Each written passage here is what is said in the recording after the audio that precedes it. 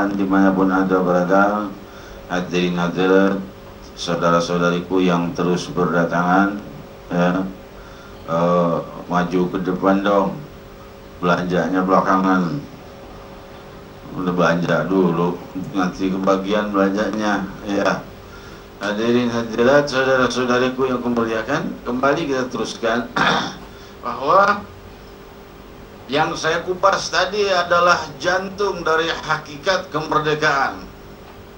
Itulah makna kemerdekaan bagi semua hamba, bukan untuk Indonesia saja. Sekarang kita bicara kemerdekaan Republik Indonesia. Republik Indonesia yang mempunyai kemerdekaan yang diperjuangkan, yang mana para pahlawan muslimin banyak mengambil bagian dalam memperjuangkan kemerdekaan bangsa kita. Di antaranya Imam Bonjol, di antaranya Tengku Umar, di antaranya Tengku Ciditiro, di antaranya Pangeran Diponegoro. Pangeran Diponegoro itu kampungnya namanya Kampung Sewun, tempat tinggalnya itu. Kampung Sewun, ya, itu tempat salah satu nama di kota Tarim. Nama para ulama di situ banyak yang datang ke Indonesia memang dari Sewun.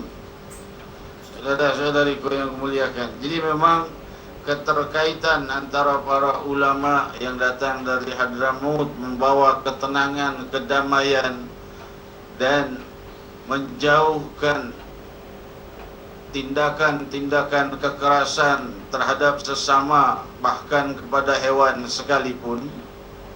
Allah itu tidak suka kekerasan walaupun pada hewan. Kalau pada hewan, Allah tidak suka kekerasan. Ya. Diriwayatkan di dalam Sahihul Bukhari bahwa Rasul sallallahu alaihi wasallam bercerita, ada seorang nabi di masa lalu, bukan Nabi Muhammad sallallahu alaihi wasallam, Nabi Muhammad sallallahu alaihi wasallam cerita, ada nabi di masa lalu duduk di bawah sebuah pohon, seekor semut menggigitnya. Maka Nabi itu memanggil seluruh umatnya, bakar pohon ini. Sarangnya semut yang menggigit manusia. Memang binatang yang mengganggu manusia itu halal dibunuh. Tapi Allah berbeda perbuatannya kepada para nabi, pendidikannya beda dengan orang umum. Maka Allah berkata, halla namlatun wahidah. Hai, bukankah cuma seekor semut yang kecil yang berbuat, kok semuanya yang dihabisi? Maka Nabi itu pun bertaubat. Demikian indahnya budi pekerti Nabi kita Muhammad sallallahu alaihi wasallam, sangat jauh dari kekerasan, sangat lemah lembut kepada sesama, bahkan lemah lembut kepada semua yang memusuhinya. Dan kemerdekaan dicapai dengan jiwa-jiwa yang seperti itu. Mereka cuma mempunyai bambu kuning saja, senjata mereka enggak punya. Ada yang punya, ada yang enggak punya. Namun mengandalkan himmah. Oleh sebab itu, dengerin dong. Kalau mau ngomong duduk sini. Ada kursi satu lagi tuh. Hadirin saudara-saudariku yang kumuliakan, maka oleh sebab itulah Allah Subhanahu wa taala menjadikan kemerdekaan kita ini tepat pada hari 17 Ramadan, hari Badr Al-Kubra. Peperangan Badr Al-Kubra itu kejadiannya 17 Ramadan. Ya, hari Jumat 17 Ramadan tepat dengan hari kejadian peperangan pertama muslimin, yaitu Badr Al-Kubra, dan keadaannya pun gak sama beda. Badr Al-Kubra jumlahnya 313 menghadapi 3.000 pasukan Quraisy dengan senjata lengkap. Para sahabat sudah semangat, siap tempur ya Rasulullah. Berkata kaum Ansar, ya Rasulullah, kaum Ansar ini kesianan. Kalau kaum Muhajirin memang sering berhadapan dengan musuh karena Mekah banyak rampoknya, kaya raya orang Mekah, makin kaya tempat makin banyak rampoknya. Tanya Pak Polisi itu, benar nggak? Iya. Kalau tempat-tempat kumuh paling yang dicolong ayam. Tapi kalau tempat-tempat yang mewah, kehilangannya mobil, uang, berlian, ya. Makin banyak penduduknya yang kaya, makin banyak pencurinya yang kelas berat juga. Begitu pula Mekah. Mekah banyak orang-orang yang jago-jago perangnya karena memang ahli mereka. Tapi kaum Ansor cuma petani. Tahunya pacul, sekop, pacul, sekop. Kalau kata almarhum, patok, ceker, tahunya itu. Hadirin hadirat yang dimuliakan Allah, bagaimana mau perang? Kuda nggak punya, perisai nggak punya, pakai pedang nggak tahu, punya juga enggak. Rasul saja mau perang, Rasul tidak suka perang, Rasul tidak menyukai perangan. Rasul ingin memotong Ir Quraisy, irnya kafilah Abu Sufyan. Ir itu kabilah perdagangan, rombongan kan, kalau berjalan itu rombongan mereka, karena supaya aman dari para perampok jadi rombongan lewatnya itu. Nah, rombongan ke Madinah selalu dipotong oleh kaum Quraisy. Mereka dari Mekah memotong atau merampok perdagangan ke Madinah. Nabi sesekali ingin beri pelajaran, kita potong juga sekarang irnya Abu Sufyan, biar dia tahu gimana pahitnya kalau seandainya kafilahnya dipotong. Dengar kabar kaum Quraisy, mereka kerahkan 3.000 pasukan.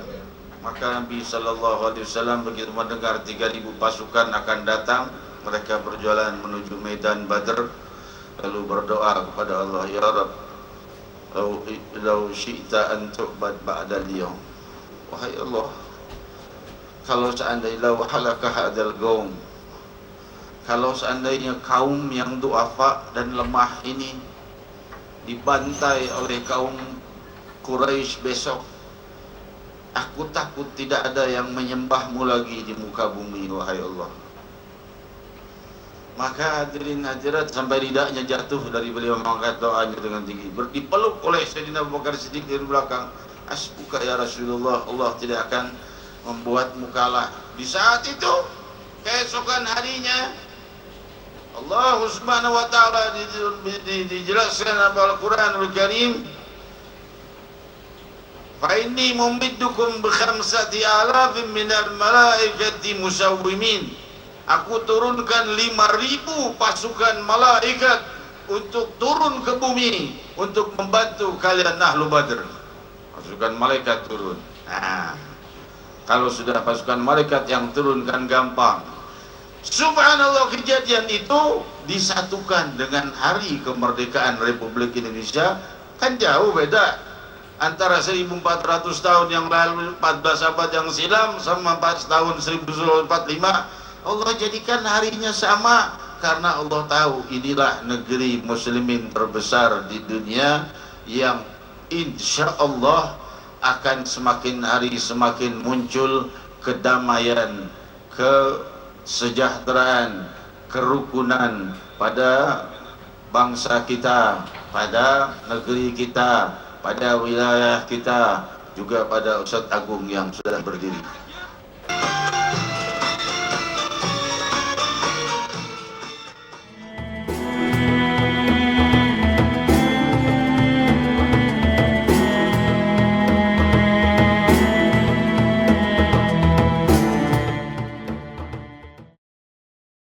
Sayyidil Mursalin wa ala alihi wa sahbihi ajma'in. Saudara-saudariku yang hadir dan para pemirsa TV One di manapun Anda berada, terima kasih kita masih berkumpul di hari ini di wilayah Masjid Raya Al-Munawwar Pancoran. Walaupun hujan deras turun, kita memahami bahwa hujan itu turun membawa rahmat dari Allah Subhanahu wa ta'ala. Karena Rasulullah SAW bersabda, dan nuzulil matar mustajab doa fadu. Di saat turunnya hujan itu sungguh banyak doa yang diijabah oleh Allah, maka perbanyaklah doa. Jadi jangan tafsirkan hujan itu hanya banjir saja, tapi tafsirkan juga hujan itu membawa rahmat dan menjawab banyak doa kita. Kembali kepada topik, bahwa topik kita yang perlu kita jelaskan perlu kita bahas di sore hari ini adalah sila yang pertama, yaitu ketuhanan yang Maha Esa.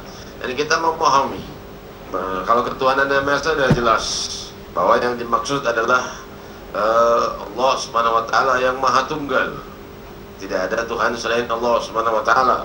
Namun bagaimana dengan saudara-saudara kita dari agama yang lain, non muslim, yang barangkali mengakui Tuhan lebih dari satu Tuhan? Bagaimana, apakah hal ini bertentangan dengan Pancasila? Kita kembalikan kepada Al-Quran dan Hadis. Al-Quran dan Hadis tidak mengakui ada Tuhan selain Allah. Namun Rasul sallallahu alaihi wasallam berkomunikasi baik dan berinteraksi baik dan sangat solidaritas beliau terhadap yang berbeda agama sangat beliau tekankan. Sebagaimana riwayat Sahih Bukhari, sebagaimana kita ketahui bahwa Rasul sallallahu alaihi wasallam itu adalah orang yang paling tegas dan pembawa dan penanggung jawab untuk mengenalkan tauhid untuk permukaan barat dan timur ini. Beliaulah yang paling berat tanggung jawabnya, paling tegas dan paling wajib untuk menegakkan tauhid. Namun ketika datang, bagaimana riwayat Sahih Bukhari, seorang pemuda Yahudi ke rumah Nabi sallallahu alaihi wasallam, pemuda yang beragama Yahudi, yang tentunya dia mengakui Uzair ibnullah, dia mengetahui bahwa Uzair itu putra Allah, datang dan ingin tinggal di rumahnya Rasulullah sallallahu alaihi wasallam. Rasul mempersilahkannya. Yahudi ini datang dan menginap di rumahnya Nabi, makan sepiring dengan Nabi. Nabi tidak mengatakan, kamu non muslim gak boleh masuk rumahku, kamu kalau mau masuk rumahku kamu harus masuk Islam, kamu kalau mau masuk rumahku kamu harus tahu aku adalah utusan Allah, Rasulullah yang mengenalkan la ilaha illallah. Rasul tidak memaksakannya. La ikraha fiddin. Rasul tahu bahwa orang ini datang untuk tinggal di rumah beliau, dipersilahkan tinggal. Ia tetap dengan agamanya. Kita bisa bayangkan, belum tentu di antara kita barangkali masih memusuhi saudara-saudari kita yang berbeda agama, padahal Rasul bahkan menerima orang yang beragama Yahudi tinggal di rumah beliau sallallahu ala nabiyina Muhammad sallallahu alaihi wasallam, sang pemilik akhlak terluhur. Saudara-saudariku, orang Yahudi itu tinggal beberapa hari, bukan 1-2 jam. Tinggal makan, minum di rumahnya Nabi bersama Nabi. Padahal tentunya yang paling layak duduk di rumahnya Rasul adalah para salihin, para sahabat besar, para wali Allah dari kaum muhajirin dan ansar yang duduk tinggal di rumahnya Rasul dan menginap. Namun Rasul tidak melarang seorang yang beragama Yahudi tinggal di rumahnya, bahkan berbeda agama, tinggal seatap dengan aman di bawah lindungan rumahnya Rasulullah sallallahu alaihi wasallam beberapa hari. Setelah itu ia sakit. Saat ia sakit, Yahudi ini pulang. Dan saat pulang Rasul tidak mengatakan, syukur orang non muslim dah keluar dari rumahku, atau syukur bebanku jadi berkurang karena orang yang non muslim sudah meninggalkan rumahku. Tidak. Rasul bahkan menjenguknya, mendatanginya. Kenapa dia pulang? Kenapa dia tidak betah di rumahku? Kata Rasul, padahal dia agamanya Yahudi. Maka Rasul sallallahu alaihi wasallam mendatanginya, ia sudah sakaratul maut, sakit parah. Maka Rasul berkata, ya ghulam, qul la ilaha illallah. Wahai anak, katakanlah, wahai pemuda, katakan la ilaha illallah. Maka pemuda itu melirik ayahnya. Ayahnya orang Yahudi juga, beragama Yahudi juga. Ayahnya mengangguk, ati Abul Qasim, taati Abul Qasim, yaitu Nabi Muhammad sallallahu alaihi wasallam. Karena ayahnya juga kaget, ayahnya juga terpena dan tercenung melihat akhlak yang demikian luhur. Ayahnya tahu ia dan anaknya beragama Yahudi, tapi kok anaknya diterima tinggal di rumah Nabi, bahkan Nabi sendiri menjenguknya saat anaknya sakit. Maka ia berkata, taati Nabi, taati Muhammad, yaitu Abul Qasim. Maka anak itu mengucap la ilaha illallah Muhammad Rasulullah dan wafat. Maka ketika keluar dari jenazah pemuda itu, Rasul sallallahu alaihi wasallam pun berkata, fastana wajhu alhamdulillah alladzi hadahu, terang benderang dan cerah wajah beliau, dan berkata limpahan puji bagi Allah Subhanahu wa taala yang telah memberikan dia hidayah. Dari sini kita memahami konsep ketuhanan yang Maha Esa itu tentunya tidak membuat agama-agama yang di luar Islam itu disalahkan. Karena apa? Karena Al-Quran dan hadis yang jelas-jelas mutlak tidak menerima ada Tuhan lain selain Allah pun mempunyai pergaulan yang baik atau memahami daripada perbuatan mereka-mereka yang masih belum mengakui ada Tuhan, tiada Tuhan selain Allah Subhanahu wa taala, masih diakui oleh Allah dan Rasul untuk tidak dimusuhi kecuali jika mereka yang memerangi kita. Demikian saudara-saudari.